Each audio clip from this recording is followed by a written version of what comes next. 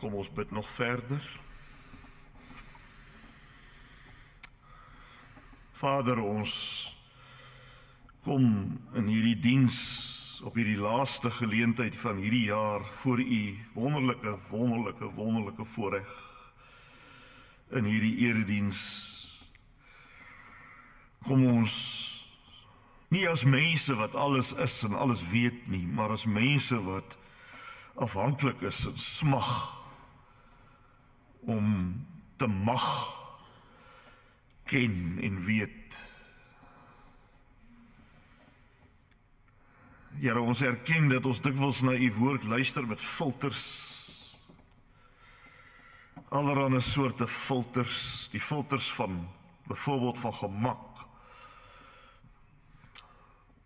Die filters van om vermaak te wil word, soos ons hele kultuur is.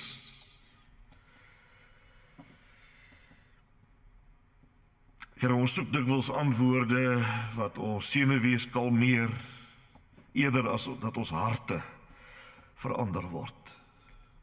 Want dit wil ons nie hê nie. Ons wil nie, Here, dat die Heilige Gees ons diepste, binneste kom indring en omskep nie. Ons wil net pleisters plak.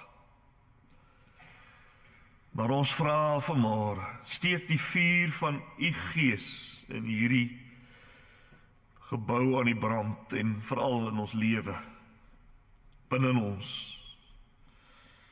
Laat die woord van God nie net oor ons spoel soos bekende waters nie, maar dat dit is soos die skrif sê, soos 'n hamer wat die weerstand breek.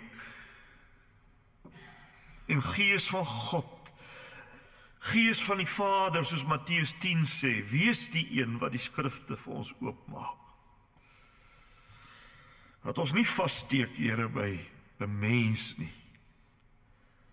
maar die ewige evangelie van die ewige God kan hoor. Here, ons kom baie keer met soveel godsdienstige maskers. Stroop vir ons. Dankie, Here, vir die vorige 2 boodskappe die afgelope paar dae. Matteus 10. En ons bid dan nou andermaal vir hierdie laaste paragraafie van hierdie hoofstuk. Maak ons ore ontvanklik vir hierdie, in aanhalingstekens, vreemde evangelie wat ontwrig voordat dit genees.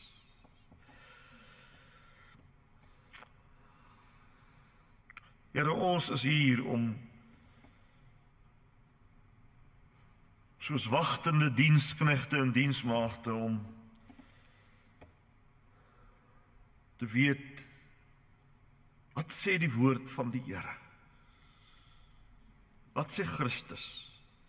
Praat dan, Here, want ons luister ook in diepe ootmoed vanmôre, om Jesus wil, dat ons dit alles. Amen.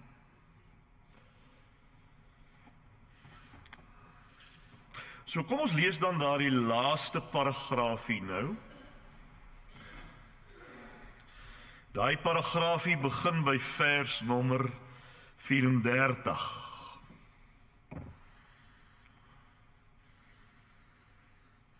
Nou ja, ons het natuurlik nou al reeds verduidelik, soos jy weet, van verlede Sondag af, ook Kersdag verduidelik. 2 keer het ons al reeds gesê en verduidelik hoe dat hierdie hele hoofstuk 10 bestaan eintlik uit die Here Jesus se dis eintlik sy mandaat, waarmee hy die 12 Judas ingesluit uitgestuur, veral wat betref daardie net meer as 3 jaar periode van toe wat hy dit sê tot, want dit was 3 jaar ongeveer tot by die kruisdood en die opstanding. So vir daardie periode veral is hierdie van toepassing. So jy kan nie alles wat hier gesê word presies van toepassing maak op die kerk van die Here in die 21ste eeu nie, alhoewel die geestelike beginsels presies van toepassing is. Dit het ons nou gesien mos, en gaan ons vandag nog verder sien. So vanmôre dan hierdie verse 34 tot 42. Here Jesus wat nog altyd self aan die woord is hier, dan sê hy, Moenie dink dat ek gekom het om vrede op die aarde te bring nie. En nou, ja, mens wil ons op elke sin wil jy nou eers 20 minute praat. Maar vergelyk net daai sinnetjie met wat 'n mens elke dag oral in die kerklike milieu en oral hoor van die evangelie is bedoel om jou te laat goed voel en die evangelie is bedoel om jou gemaklik te maak en die evangelie is bedoel om vir jou op 'n lekker noot uit te stuur en al die nonsens, vriende, wat mense moet. Mense kontak ons van baie plekke in die land. En nie net die platteland nie, maar ook stede. En sê, wat moet ons doen? Ons het nie 'n plek waar ons kan gaan om die woord suiwer te hoor nie.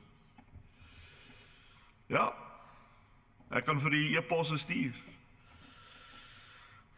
Op 'n manier weet die mense in die kerk, hierdie goed wat ons hoor is vals. Hierdie goed wat ons hoor is nie in lyn met die skrif nie. Nou vergelyk net hierdie lekker voel boodskap met hierdie woord wat Jesus hier sê. Hy sê, ek het nie na die aarde gekom, met ander woorde in Kersfees ensovoorts, om vrede te bring nie. Sê hoekom ek gekom het nie. Ek het nie gekom om vrede te bring nie, sê hy, maar die swaard. Ek het gekom om tweedrag te bring.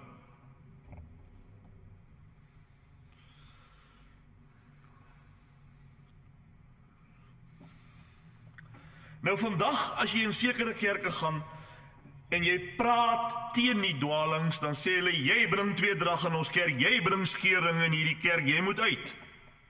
Maar Jesus sê dat hy gekom het om tweedrag te bring. Vriende, hoorie, as jy 'n brood het, of jy het 'n skon, of jy het 'n muffin, of jy het 'n wat dit ook al mag wees, en jy het 'n mes, en jy sny daai ding, dan val die hele ding nie na een kant toe nie. As jy hom sny, dan val een stuk hierdie kant toe en een stuk hierdie kant toe. Nou wat sê Efesiërs 6:17, wat is hierdie? Die woord van God. Hy sê, dis die wat van die Gees. Wie weet die antwoord? Al nou gaan ons lekker kuier hier tot ek die antwoord het. Nou het ek sommer gou die antwoord. Die swaard van die Gees. Met ander woorde, as die woord van God sny, dan sny hy soos 'n lem, en dit beteken, sommige ouens gaan hierdie kant toe, en ander ouens gaan hierdie kant toe. Tweedrag, maar hoor nou kom hy, nou raak dit 'n bietjie erg. Hy sê, ek het gekom om tweedrag te bring, tussen 'n pa en 'n man en sy pa. En tussen 'n dogter en haar ma. En tussen 'n skoondogter en haar skoonma. Ja, 'n man se huismense sal sy vyande wees.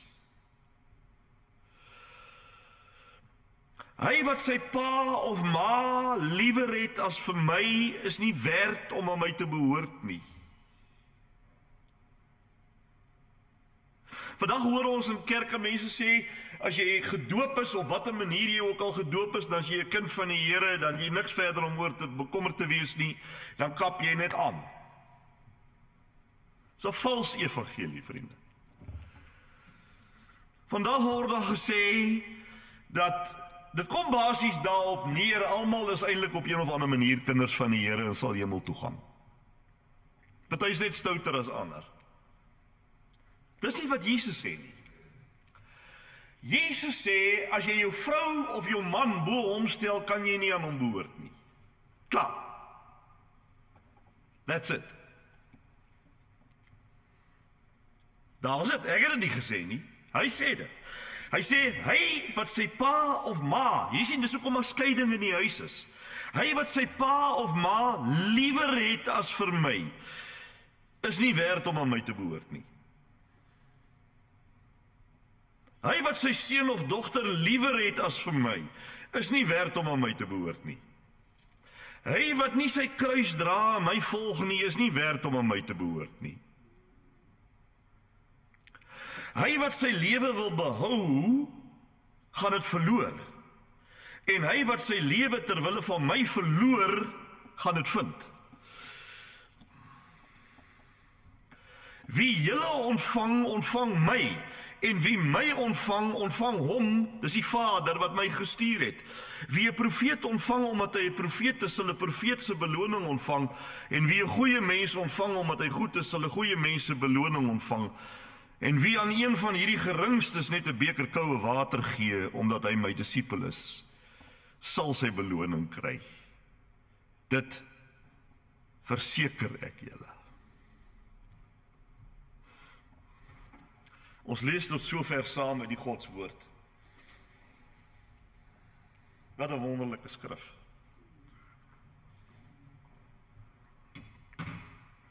Kyk, die Here Jesus is daarom eerlik met hierdie 12, hè? En nou Judas staan al die pad daar, hè? Hy is deel van die 12. Hy is eerlik. Hy lok niemand met 'n maklike goedkoop boodskap nie. En sê, ek wil so graag my kerk vol hê, ek wil so graag my almal moet kerk toe kom, en ek wil so graag hê my disipelkring moet groot raak. So nou wat ek gaan doen is, ek gaan hulle lok met hierdie maklike, soetsappige goed wat almal wil hoor. Vergeet dit, hy sê reguit. Om my te volg, gaan vir jou iets kos. Daarom is die tema van vandag se preek, die prys van disipelskap. Maar hy sê ook, dit sal nooit te vergeefs wees nie. Vrug en seën vir jou gaan groot wees, my vriend. Jy sien, om Jesus van Nasaret te volg, liewe vriende, is nie maklik nie. En dit bring soms tyds spanning, en dit bring verlies, en dit bring pyn. Maar dit bring altyd lewe, lewe met hoofletters. Die pad van die kruis is die pad van lewe en van ware vryheid. As jy volkome aan Christus behoort, as jy veilig in God se hand, nou en vir altyd. Kom ons kyk weer na vers 37, en ons gaan om vers vir vers, en ons kyk na wat die Here Jesus sê. Hy sê, weer beginnende by vers 34 waar ons begin het. Hy sê, moenie dink dat ek gekom het na hierdie aarde toe om vrede te bring nie. Ek het nie gekom om vrede te bring nie, maar die swaard. Skokkende woorde. Ek weet nie vir wie van julle dit dalk by die huis gelees, maar wie dit nou vir die eerste keer hier gehoor het, kom dit nie so half as 'n ding nie tussen jou oë nie. Dis half skokkend, is dit nie? Want ek meen, dit gaan in teen al die goed wat ons altyd dink. Want Jesus is mos die vredevors. Jesaja 9 vers 5. Hy het mos juis gekom om vrede te bring. Die hele Bybel sê dit dan. Nou sê hy, moenie dink dat ek gekom het om vrede te bring nie, maar die swaard in tweedrag. Hoe moet 'n mens dit nou verstaan? Hy is die vredevors, hy is die verloste se vrede. Efesiërs 2:14, hy het tog die vrede tussen sondaars en 'n heilige God herstel deur sy dood en opstanding. Dit is so, dis beslis so. Versoening is deur hom vir eens en vir altyd bewerk. Dit is so, dis die kern van die evangelie. Maar om elke dag as 'n versoende wat sy vrede reeds ken en besit, binne in die konteks te leef van ander mense wat hom nie as hulle vrede ken nie, dit bring onvrede voort. Die swaard noem Jesus dit. Jy kan sien, die Here Jesus breek hier heeltemal met hierdie idee van dat hy na die aarde toe gekom het om almal gemaklik te laat voel en almal gelukkig te laat voel soos wat 'n mens deesdae in al die boodskapies hoor. Nee, hy sê reguit, my koms bring spanning. Nie omdat hy konflik soek of konflik wek nie, maar omdat die absolute waarheid binne 'n konteks van onwaarheid altyd die vonke laat spat na al die kante toe. Dit wurg 'n reaksie by mense uit. Hierdie vers beteken nie dat Jesus teen vrede is nie. Soos ek nou net gesê het, Efesiërs 2:14 sê Paulus, Jesus is self die vrede vir die kind van die Here. Natuurlik, hy bring inderdaad die ware vrede met God, maar hy ontbloot ook die vals vrede. Die swaard waarvan hy hier praat, verwys natuurlik na konflik, maar die swaard is nie geweld op sigself nie. Die swaard is eerstens die woord van God. Efesiërs 6:17, wat sny, soos wat ek net nou gesê het, tussen reg en verkeerd en tussen lig en duister. Wanneer God se woord gehoor word, dan kan mense nie neutraal bly nie. Elkeen word voor 'n beslissing gestel. Daarom bring die evangelie skeiding. Dis die skeiding van die brood wat ek net nou gesê het. Dis die skeiding tussen gered en ongered, tussen geloof en ongeloof, gehoorsaamheid en selfwil ensovoorts. Dieselfde woord wat mense red, ontbloot ook harte en wys wat is vals. Dis wat ons baie duidelik moet sien uit hierdie woorde van die Here Jesus, net in hierdie een vers alleen. So, dit is nie waar wat ons baie keer hoor, dat die waarheid van die evangelie noodwendig rus en vrede bring tussen mense nie. Dis nie die waarheid nie. Die evangelie sny soos 'n lem en verdeel, en dit dwing keuses af. Want Jesus is die Here. Dit beteken hy is die Kyrios, dit beteken hy is die hoogste rang in die heelal. En wanneer sy Here wees by iemand beginne oorneem, dan kan niks in jou lewe ooit bly soos wat dit was nie. Niks nie. Jy kan nie vir my kom vertel jy's 'n kind van die Here, maar jy is nog altyd net wat jy was al die jare en so gaan jy maar aan nie. Jy kan dit nie sê nie. Nooit nie. Wanneer Jesus Christus met sy Here wees, die feit dat hy Here en koning is, beteken tog dat hy eise stel. Die feit beteken tog dat daar gehoorsaamheid is, dat daar waarheid is. Hoe kan jy dieselfde bly? En Jesus leer die 12 wat hy uitstuur, presies dit. Moenie dink, sê hy, dat konflik beteken noodwendig dat jy gefaal het nie. Dit kan ook beteken dat juist dat jy getrou is. Die vrede wat Jesus nie bring nie, is daardie gemaklike vrede sonder bekering. Maar waar daar bekering is en waar daar gehoorsaamheid is en waar daar ernstige disippelskap is, die konflik wat daar uitkom, kom eintlik uit hierdie swaard wat sny. En dit beteken nie noodwendig dat jy verkeerd is nie, want die mense wat teen jou is, laat jou altyd voel asof jy die verkeerde een is. Hulle laat jou altyd voel asof jy is die skuldige en jy's dit. Vra my, ek weet. Hulle laat jou dink jy hoort nie op die aarde nie. Maar Jesus sê dis vals. Die konflik kom juis omdat jy getrou is. Die vrede wat die Here Jesus bring, vriende, is 'n versoening met God. Maar daardie vrede bots met 'n wêreld wat net homself wil dien. En daarom roep hierdie vers eintlik vir ons op tot eerlikheid. Eerlike disipelskap, die woord disipel beteken leerling, maar dit beteken ook navolger. Met ander woorde, as ons praat van disipelskap, dan praat ons van navolgelingskap van die Here Jesus. Eerlike navolgelingskap van die Here Jesus. Dit is eerlike disipelskap, met ander woorde om hom te volg. Dit is nie om konflik te soek nie, nooit nie, maar om die waarheid lief te hê meer as gemak of enige iets anders of enige iemand anders. Mense wat die Here Jesus ernstig lief het, wil ek vir u sê, moet daarom nie verbaas wees wanneer die evangelie spanning bring in huise en gemeenskappe en in die samelewing nie.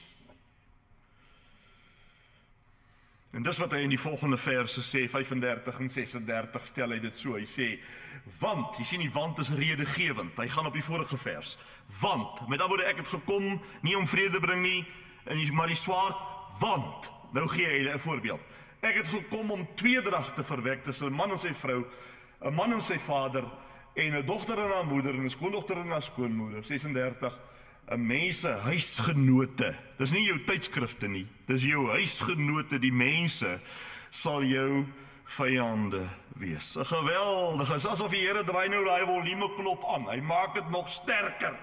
Jy weet, die mense nou gedink, 34 was al erg, wat gaan nou 'n 35 kom, en 35 maak hy dit nog skerper. Hy bring nou die spanning wat die evangelie skep, bring hy nou tot binne in die, onder een dak, binne die huisgesin. Hy sê, ek het gekom om tweedrag te skep. 'n mens se huisgenote sal jou vyande wees, en daar haal hy Micha 7 vers 6 aan, wat 'n Kersdag aangehaal het hier. So die evangelie impakteer, sê hy impakteer. Die evangelie impakteer. Alles en almal. Alles en almal. Ook jou huis, jou familie en jou naastes. Daarmee sê Jesus nou nie dat die gesin sleg is nie. Hoe kan dit? God het dit gemaak. Hy sê nie familie is sleg nie. Hoe kan dit? God het dit gemaak. Maar hy sê dat die ernstige navolger van Christus so ver as wat dit die ernstige navolger van Christus aangaan, selfs jou huisgesin is nie eerste in jou lewe nie. En in jou lewe nie. Jou ma is nie eerste, jou pa is nie eerste, jou man is nie eerste, jou vrou is nie eerste, jou dogter is nie eerste nie, jou ouers is nie eerste nie. Hulle is nie eerste nie. Christus is eerste. Dit maak probleme. Die oomblik as jy dit sê, dit spel probleme. Probleme. Jy sien alles verander wanneer die Here van die Here en die koning van die konings op iemand se lewe kom beslag lê, want sy roepstem gaan dieper as bloedbande. In die gebroke wêreld waarin ons almal lewe, gebeur dit in die praktyk. Kom ons kyk vir jou prentjie die praktyk uit. Dit gebeur in die praktyk dat een of meer lede van 'n huisgesin onder beslaglegging van bo kom en ander nie. Nou hier jou pa ma kindertjies. Of jy pa, ma, kindertjies, oupa, ouma woon ook nog in, oom en tannie is daar, of oupa en ouma en oom en tannie op Heroin, dis die hele hotel, en hulle is almal daar, en dan 1 of 2 of 3, partykeer net 1 of meer lede van die huis kom onder beslaglegging van bo. En dan kom die spanning, net so vanself. Nie omdat die Christusgelowige liefdeloos is of moeilikheid soek nie, maar omdat die duisternis binne in die harte en die lewens van die ongereddes nie die absolute waarheid van die eise van die waarheid kan hanteer nie. Hulle kan dit net nie hanteer nie. Die lig van die evangelie ontbloot die hart en niemand wil dit hê nie. Jesus sê reguit, soms word die mense wat die naaste aan jou is, die wat jou die seerste maak. Pynlik, maar dit is so. So hy waarsku die 12, want hy praat met die 12. Hy waarsku die 12 vooruit oor hierdie dinge. Maar hy sê dit nie om huisgesinne te breek nie. Hy sê dit om duidelik te maak. Dis waaroor die hele paragraaf gaan. Hy wil dit vir hulle duidelik maak dat waar navolgers van Christus se hoogste lojaliteit Christus is, en dit kan nie anders wees nie. Anders is hulle nie navolgers van hom nie. Waar dit Christus is, bring dit noodwendig spanning. Kyk in vers 34, vers 37 gaan hy verder, hy sê, want nou jy sien, hier kom hy nou met daai lojaliteit. Hy sê, want wie vader of moeder bo my liefhet, jy sien, daar kom hy met die lojaliteit, bo my liefhet, is my nie waardig nie, en wie seun of dogter bo my liefhet, is my nie waardig nie. Dis die rede waarom die spanning in die families kom. Dis omdat hy self en sy absolute woord en die saak van die koninkryk nou die eerste plek in die lewe van daardie gesinslid, daai familielid kry wat wedergeboorte is. En die ander gesinslede wat nie wedergeboorte is nie. Hulle mag predikante wees, hulle mag pastore wees, hulle mag ouderlinge wees, hulle mag diakens wees, hulle mag in die koor sing, maar as hulle nie wedergebore is nie, dan kan hulle glad nie hierdie storie hanteer nie. Hulle dink hierdie persoon is van sy verstand of hy is van sy kop afgeraak. Hy is totaal mal geword. Die probleem is nie dat die heiland onredelik is nie, vriende. Die probleem is, nou moet jy mooi hoor hierdie, die probleem is dat hy, omdat hy is wat hy is, naamlik Here en God en Koning, daarom het hy alles vir die wedergebore persoon geword. Omdat hy is wie hy is. Hy's nie liewe Jesus, hy's nie die een met die sagte oë en wat met die sandale in ou Palestina rondloop nie. Hy's die Here van die Here en die koning van die konings, hy's waaragtig God, met ander woorde waar hy inkom in iemand se lewe, al is dit ook 'n kind in die huis, dan word hy vir daai persoon alles. Kan nie anders wees nie. Hy het nie net 'n plekkie in die persoon se lewe ontvang nie. Hy het die eerste plek geword. 'n Mens kan jou mos nou net indink met jou logiese kop, dat so om 'n swaai gaan nie 'n klein pandemoniumpie veroorsaak nie. Dit gaan 'n groot pandemonium veroorsaak. Waar jy vir Piet het, en skielik het sy loyaliteit omgedraai na 'n onsigbare koning en Here wat jy nie kan sien nie en nie kan bewys nie. En dat jy verstaan nie 'n Auntie en Klaasie en almal hier wat dit nie het nie, dan kan jy mos nou verstaan dat hier is twee totaal verskillende koninkryke wat binne onder een dak bots. Dit is mos net logies.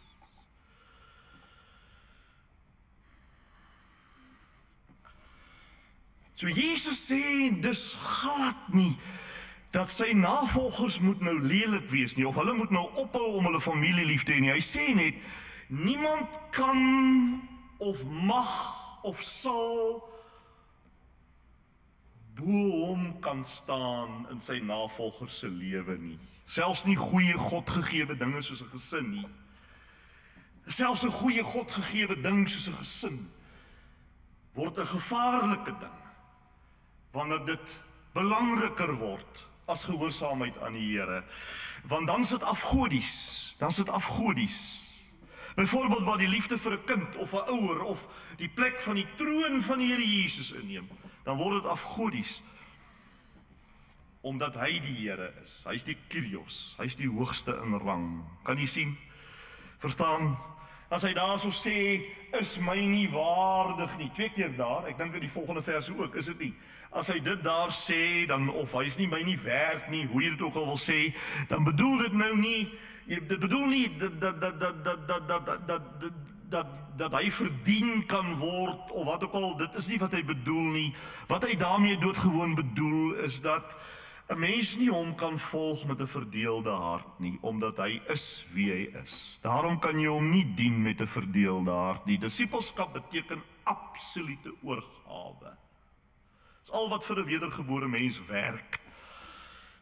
Dis al wat vir jou werk. Algehele oorgawe. Reggeordende liefde, om het so te sê. Waar Jesus die middel is. 38 sê hy dan verder, en wie sy kruis, jy sien hoe haak die een gedagte aan die ander, en wie sy kruis nie neem nie, en agter my volg nie, is my nie waardig nie. Reg in die middel, hierdie vers 38 is reg in die middel van hierdie paragraafie, en dit maak die kern ook van hierdie paragraafie, hierdie vers 38, wat hy Jesus dit so persoonlik maak. Hy sê, en na hy nou gepraat het oor die konflik en loyaliteit in die goeters, nou kom hy by die hart van die saak en sê hy, hoorie, om my te volg beteken dat jy jouself prys gee, want dis wat die kruis was nie in daai ou tyd 'n simbool, 'n mooi simbool vir die mense nie. Dit was nie 'n silwer dingetjie wat jy om jou nek hang nie. Almal het geweet daai tyd wat 'n kruis was, want die kruis was dit was die Romeine se gruisame manier van doodstraf. Dit het almal geweet. Wanneer jy iemand daar sien loop met die kruis wat hy dra, gewoonlik die dwarsbalk wat die ouens gedra het, gewoonlik nie die hele kruis nie, maar gewoonlik 'n deel van die kruis, omdat hy so swaar was, het die ou dikwels met die dwarsbalk hier op sy skouers geloop. Wanneer jy iemand sy kruis so sien dra, het jy geweet jy gaan hom nooit weer sien nie, hy gaan nooit weer terugkom nie, hy sal sterf nou. Dis sy galg wat hy daar dra. Kruis opneem beteken om te sterf. Is geen twyfel daaroor nie. Dis 'n teken van dood, verlies, vernedering. So om jou kruis op te neem beteken nie, soos wat ons dikwels in ons spreektaal sê, ja, jy weet, ou broer, ek het nou maar my kruis wat ek moet dra elke dag, jy weet, dan verwys hy nou na sy siekte, of hy verwys na sy finansiële probleme, of hy verwys na sy swaar dinge in sy lewe, dis die kruis wat hy moet dra. Dis nie wat die Bybel sê nie. Dis nie wat dit beteken nie. Die kruis dra beteken om doelbewuste lewe te lewe van selfverloning, 'n lewe van ek behoort nie meer aan myself nie. Ek het aan daai vloekhout saam met Christus gesterwe. So Jesus sê, jy kan nie my navolg sonder selfverloning nie. Christen wees sonder selfverloning bestaan nie.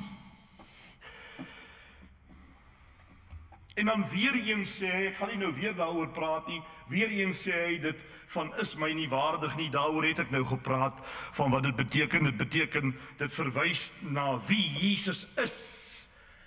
Hy is die Here van die Here en die Koning van die konings, met ander woorde, wie hom volg, maar nie wil oorgee nie, sê eintlik, nie, hy is nie wie hy is nie. Verstaan almal wat ek bedoel? Praat ek myself nou helemaal deur mekaar. As jy hom wil navolg, maar jy wil nie oorgee nie, dan sê jy, hy is nie wie hy sê hy is nie. Maar as jy hom wil navolg en jy gee oor, dan erken jy wie hy is. Jy sien? Soos Paulus in Galasiërs 2:20 sê, en nou is dit nie meer ek wat lewe nie, maar daar loop hy rond, dis hy reis van een plek na die ander, hy lewe nog heeltemal, sy hart klop al sy goed, so, maar wat bedoel hy dan? Hy sê, dis nie meer ek wat lewe nie, maar dis Christus wat nou in my lewe, en die lewe wat ek nou nog hier op die aarde lewe, lewe ek deur die geloof in hom, wat my lief gehad het. So die kruis is nie ek wat op 'n plek moet doodgaan nie. Dit beteken ek is saam met Jesus gekruisig toe hy 2000 jaar gelede gekruisig is. En wanneer ek hom navolg en myself dag tot dag verloon, dan identifiseer ek myself deur die geloof met wat met my aan die kruis gebeur het 2000 jaar terug. Anders verloon ek dit, dan sê ek dit, maar dis nie waar nie. Hoe kan dit nie waar wees nie? Die Bybel sê dan dit is so. Maar jy kan sien hoe beskerm Jesus met hierdie hele gedeelte, beskerm hy ons teen 'n goedkoop valse genade, nê, wat jy hoor dit baie. As ek nou moet vra wie het almal die valse genade en goedkoop genade al gehoor, almal die valse cheap grace, die valse genade wat sê, ek glo in Jesus is my verlosser, dis my ouer kan ek hom maar laat waai en hy gaan sorg dat ek in die hemel kom. Jy weet, staan. Jy weet, gryp. Ek het by die kinderkamp toe ek stap wat is dit nou weer? Graad 1. In graad 1 daar by die kinderkamp het ek my hart vir Jesus gegee, so dus, laat waai meneer, hy gaan sorg dat ek in die hemel kom. Dis 'n goedkoop evangelie, wat daar geen navolging van Christus is nie. Verstaan almal in die kerk dit, of is dit Grieks? Ware genade is verniet. Dit is vry. Natuurlik is dit vry, anders is dit nie genade nie. Maar hoor nou wat ek vir u nou verduidelik. Ware genade is geniet, begin weer. Ware genade is verniet en vry. Maar dit veroorsaak by die begenadigde 'n lewe van navolging van Christus.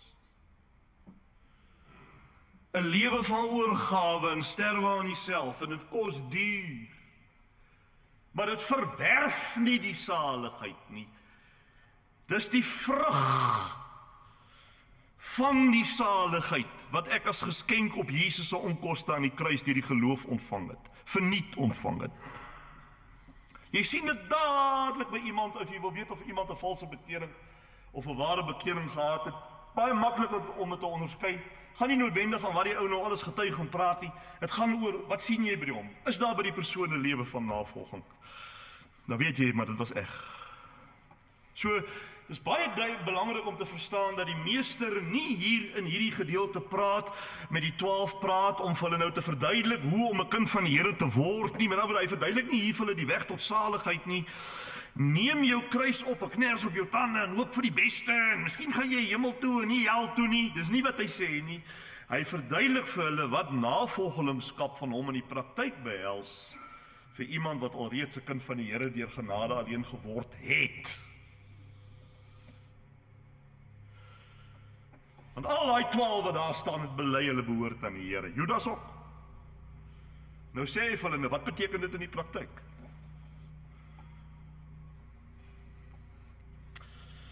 Vers 39. Wie sy lewe vind, sal dit verloor. Wie sy lewe verloor om my ontwil, sal dit vind. Amper asof hy alles nou saamvat in een skerp sinnetjie, wat eintlik die hart van disippelskap is dit nie?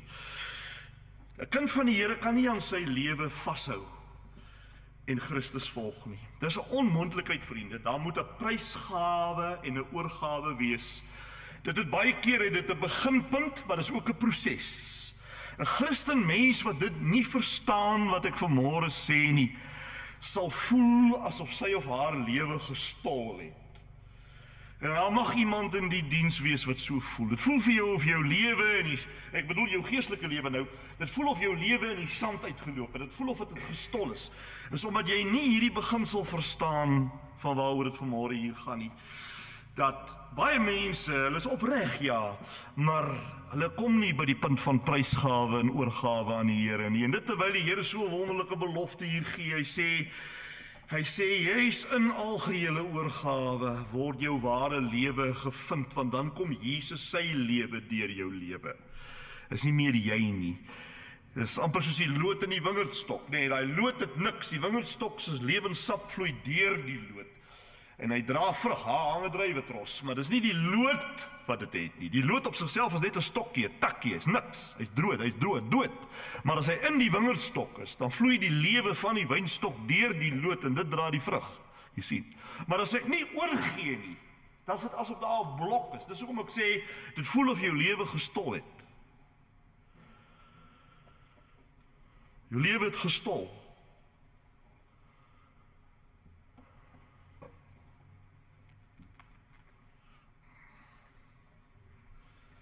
Die Here Jesus gee nie vir jou 'n opgeknapte ou lewe nie. 'n opgeknapte ou lewe en dan het hy 'n pleister hier, pleister daar, pleister hier en hy is heeltemal gepanelbeat van al die kante af. Nee, hy gee vir jou 'n nuwe lewe in Christus. Dis heeltemal iets anders. En dis 'n lewe wat niks van jou kan wegneem nie, ook nie die dood nie. Mense is bang vir algehele oorgawe. Almal van ons is. Jy's bang vir algehele. Ek sien hier's nou deesdae hierdie motors so goed. Ek weet nie of in Suid-Afrika is nie, waar daar geen stuurwiele niks is nie. Jy sit in hom en hy ry waar jy vir hom vertel hy moet ry. Ek sal bitter bang wees, want die rede is jy voel jy het nie beheer oor die ding nie. En die oomblik as ek oorgee aan Christus, wat nou? Dis nou weet my lewe loop daar teen 'n rots vas. Terwyl ek nou in beheer is, dan voel ek daarom ek kan die ding bestuur. Maar die Bybel sê nee, dis nie so nie. Hy sê as jy aan Christus oorgee, verloor jy niks. Maar jy wen alles. Maar as jy sonder hom probeer, dan verloor jy uiteindelik alles. 40. Wie julle ontvang, ons kan eintlik tot 42 lees, maar kom ons lees maar eers net 40.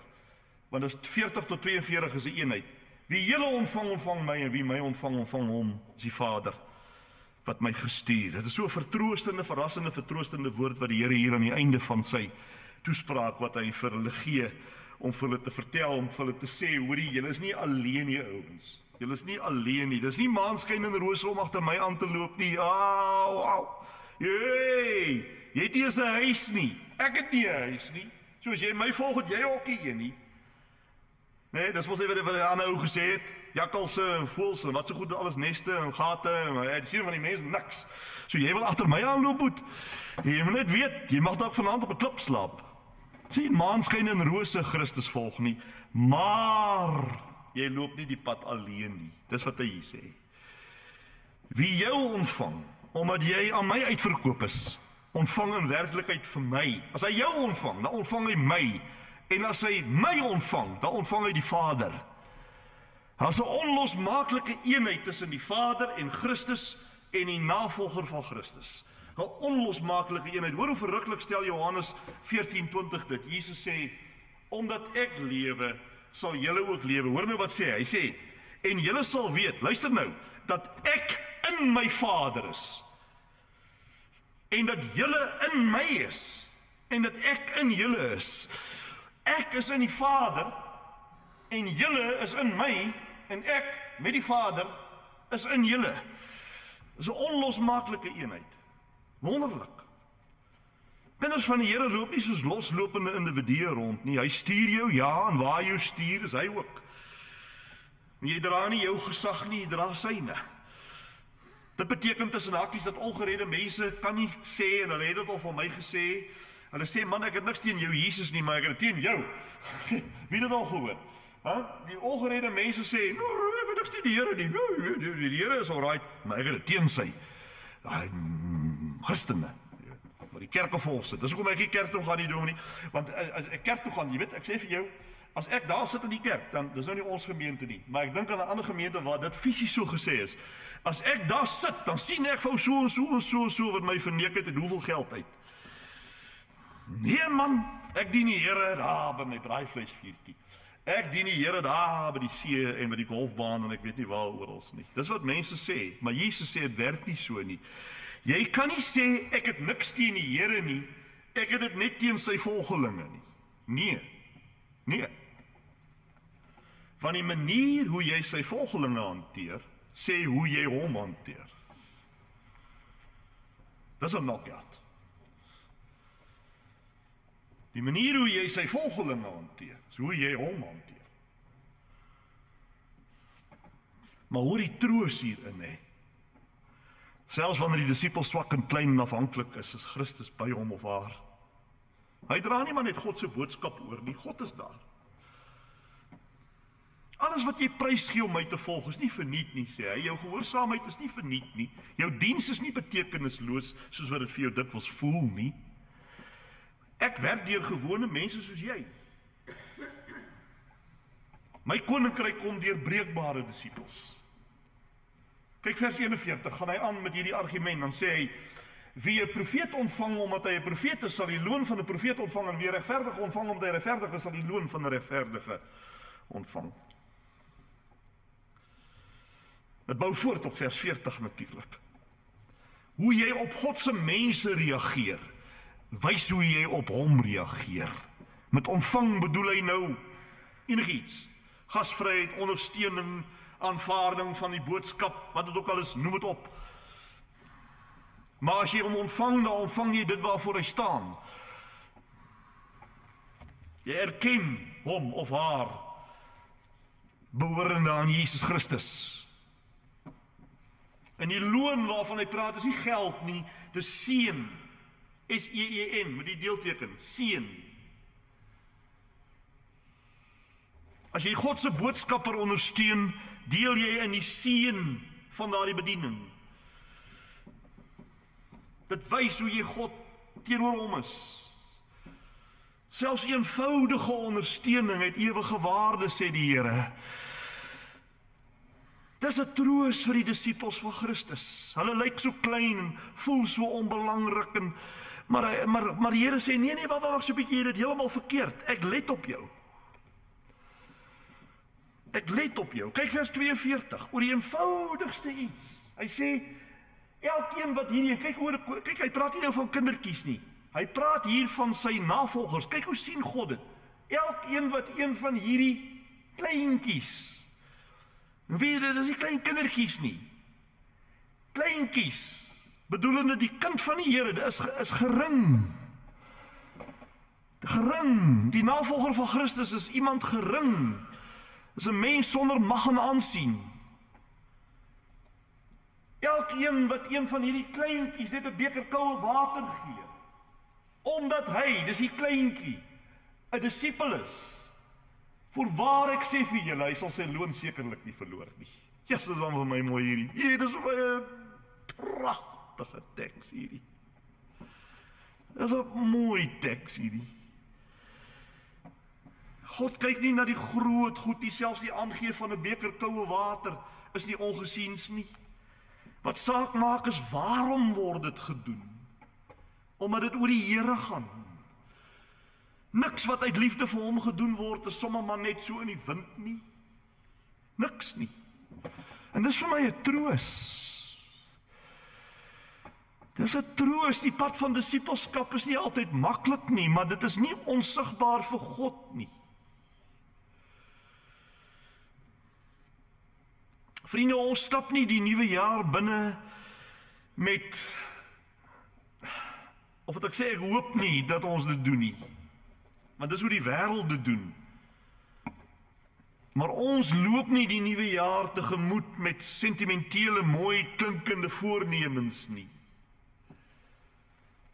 Ons gaan die nuwe jaar binne met die Here Jesus se op die man af woorde, waar hy nie gemak beloof, voorspoed beloof, niks beloof nie, maar waar hy ons oproep tot oorgawe en sê, daardie oorgawe gaan seën bring vir die ewigheid. Volg my, selfs al kos dit jou. Maar wees verseker van die almagtige God se beloftes.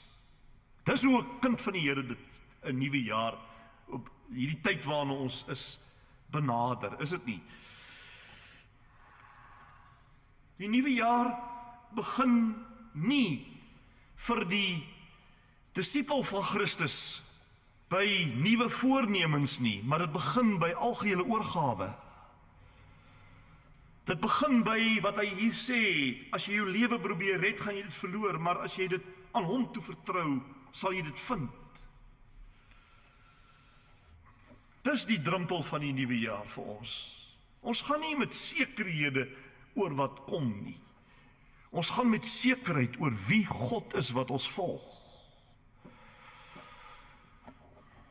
Mense sê vir die Christene, gaan julle dan nie met, hoe gaan julle dan nie met 'n bietjie hoop nie, jong? Gaan jy nie met jy weet, 'n bietjie dan hoopvol die nuwe jaar? Sê ek natuurlik, gaan ek hoopvol. Maar dis nie 'n hoop wat jy dink nie. Dit is nie. Die hoop is die sekerheid oor wie die Here is. Mag dalk duur wees, maar dit loop nie uit op verlies nie. Loop nie uit op verlies nie. Want wat aan hom gegee is veilig. Dis veilig op die 28ste Januarie, die 28ste Desember. Dis veilig op die 29ste Desember. Dis veilig tot in ewigheid. Is dit nie die waarheid nie? Ek sal so bly wees as ek self en elkeen van ons wat hier is vanmôre, as ons die nuwe jaar kan binnegaan met hierdie vaste fundament onder ons voete. Want dit is 'n vaste fundament.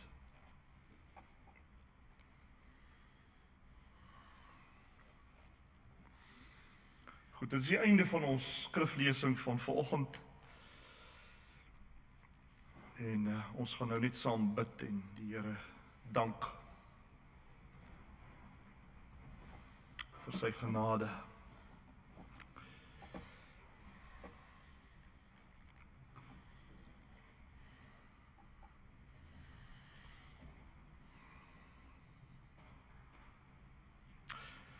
Here, ons dankie vir die skerpte van die woord hier in Matteus 10, die afgelope 3 dienste ook. Dankie dat U ons nie mislei, Here, met 'n goedkoop vrede wat net die oppervlakte streel nie. En Here, vir die jaar wat agter ons lê, grootliks. Ons dink aan die baie kere wat ons moes kies tussen die maklike pad of die pad van die kruis. Dankie vir elke oomblik waar ons onsself verloor het om U te vind. En dit gebeur nie net een keer, dit gebeur dikwels. En terwyl ons op die drempel van 2026 is, dat ons nie vanmôre, Here, vir 'n pad sonder weerstand, sonder dorings en distels nie. Vir 'n maklike pad nie. Ons bid vir die moed om U eerste te stel. Om kant te kies. Leer ons om in hierdie nuwe jaar, Here, om die beker koue water te gee, om die klein gebare van disipelskap met die liefde van die Here Jesus Christus uit te voer. Ons weet nie wat die jaar inhou nie, maar ons weet aan wie ons behoort. En daarom vra ons, Here, laat ons lewens in hierdie nuwe jare getuienis wees dat U is wat U werklik is. En dit is die Here van die Here en die Koning van die konings. En daarom is dit die moeite werd om alles vir U op te gee. Bovenal bid ons en vra vir 'n Godgewerkte herlewing. Nie deur 'n mens nie, want 'n mens kan nie, maar van die Heilige Gees. En in die besonder in hierdie gemeente ook. Dankie dat ons dit mag bid in die naam van Jesus Christus, wat die pad voor ons uitloop. Die hele 2026 is alreeds in sy hand, sonder enige twyfel. Met danksegging. Amen.